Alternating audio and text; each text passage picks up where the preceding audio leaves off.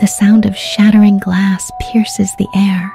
A youthful-looking witch stirs in her rocking chair as the fire casts deep shadows across her face. Her crystal familiar hovers nearby, reflecting the flame just like her glass slippers. She pushes open the door and steps out from her forest cottage. Following a path overgrown with vines and thorns, she arrives at an old castle. With a gentle wave of her hand, a shimmer of magic sweeps over the rusted gates as they creak open, revealing a bygone time. The ballroom was pitch black.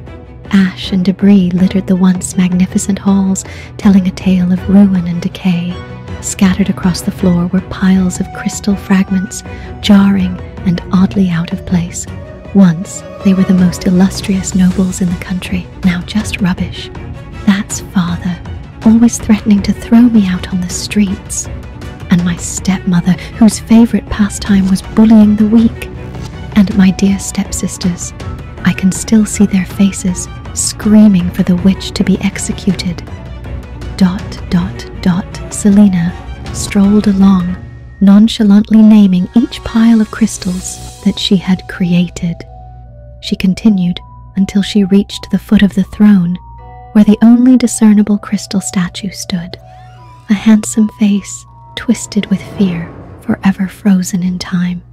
"Your Highness," Selena reminisced about her past, a fairy tale come to life, a reliable father, a gentle mother, and a gifted little girl, blessed with her mother's affinity for magic. But magic can't conjure happiness. After her mother succumbed to illness, her father remarried. Selena found herself with a new stepmother and two spoiled stepsisters. Selena was kicked from her room and forced to sleep by the kitchen hearth. Perpetually covered in soot, they began calling her Little Ashes. Mother said, "I must not use my power." Young Selena cradled the crystal seed her mother had left her, whispering to it again and again. At this time, the prince had announced that he was in search of a bride. Grand balls were held for days on end, and all eligible young women in the city were in attendance. However, when it came time for Selena to attend the ball, her stepmother and stepsisters chained her to the hearth. In her moment of despair, the crystal seed finally responded to her pleas, sprouting into a crystal pumpkin familiar and a pair of dazzling glass shoes before whisking her away to the ball in secrecy. On the first and second nights, Selena lived in a dream. She danced with the prince in fairy tale bliss, but when the third night came, the prince, holding her stepsister's hand, announced to the attendees that she was to be his chosen bride. It was all nothing more than a cruel game, and the girl's sincere heart just another trophy for the prince. This was to be the end of the story, one written by the nobility from the very beginning. Love, there's no such thing. Her innocence, her kindness, even her beautiful attire, they all became her shackles.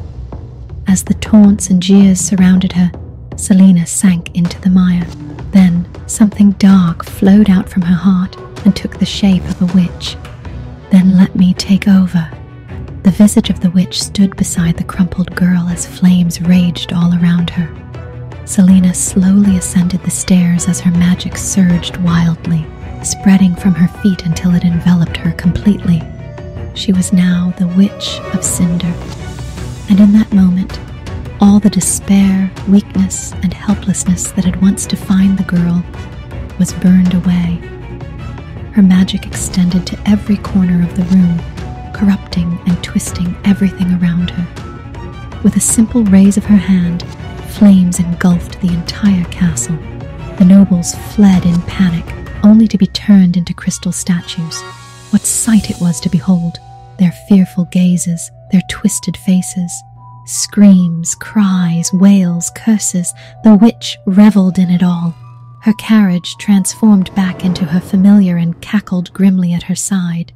Innocence and kindness could not protect the girl, and neither could power and wealth protect the rotten nobles. Only those with true power can change their destiny. "Don't you agree, Your Highness?" The ageless witch flicks her finger and cracks shoot across the statue like a spider's web.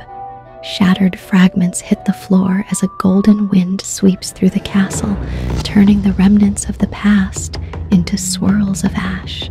Selena continues making her way through the castle. She passes the grand staircase, now forever crystallized in time. She passes an otherworldly tapestry woven from golden thorns intertwined with prismatic crystals. Two magical servants in formal attire bow to the witch, graciously inviting her to step onto her stage. The girl is no more.